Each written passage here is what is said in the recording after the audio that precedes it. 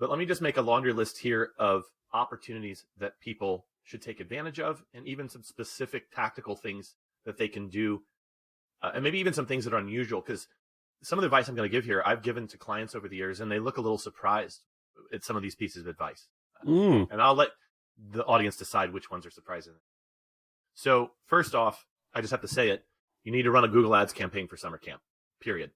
However, you should not think that you're limited only to that campaign for enrolling for your summer camp. One of the things I did in my smaller camps later was anybody who was inquiring about beginning lessons during the springtime, a lot of times I would just say, hey, go ahead and enroll, but you should actually come to our beginner camp at the beginning of June. Most kids, if they were starting now, wouldn't even finish their first book until Christmas of this year. If you start now and then come to that beginner camp in June, your child will actually be through their first book and well into their second one by the end of June.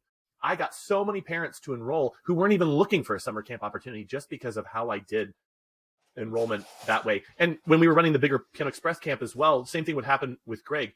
Once we got past the 2010 mark and we actually had the year-round after-school program running, once again, in the springtime, if people started in just traditional weekly, lessons, whether group or private, we would take the opportunity to promote the camp to those folks. Go ahead and enroll them now to secure the commitment, but then really promote the camp to them, because the child would actually get a lot of benefit coming to that beginner camp, even if they already had 4 to 8 weeks of experience getting the skill under their belt. So there's that. That's number 2.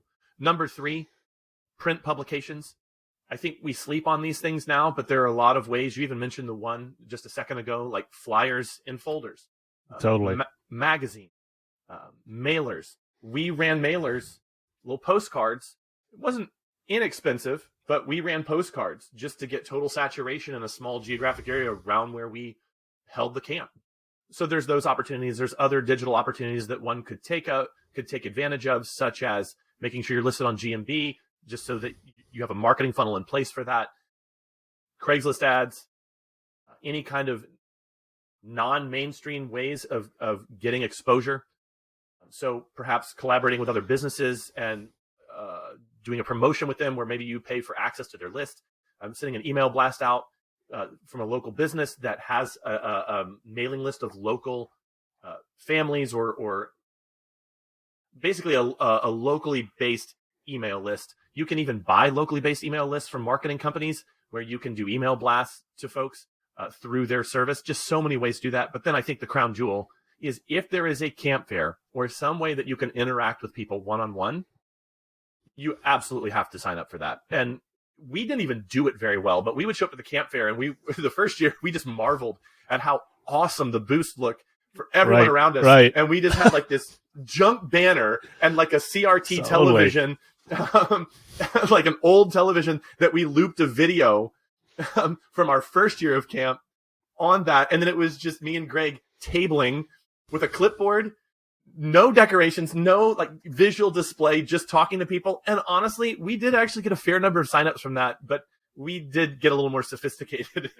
in subsequent years. But you got to take advantage of things like that. This even goes back to, I think, episode 17 of the podcast, where Brian, I kind of been following his progress starting a school from scratch in June of 2021. One of the main ways that he grew his school was local fairs, where he just set a booth up, camp fairs, local opportunities like that. So those are some big picture ideas I would give.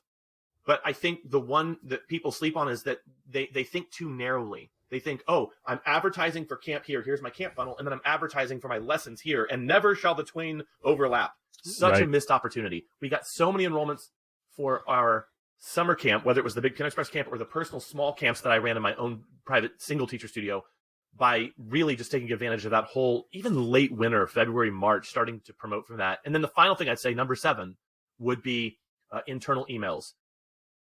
Younger children who are growing up and aging into your camp range.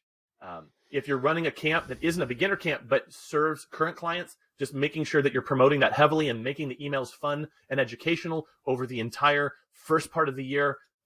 That's just opportunity you can't miss. So those are the 7 things that I would say are must-do promotional strategies for a camp.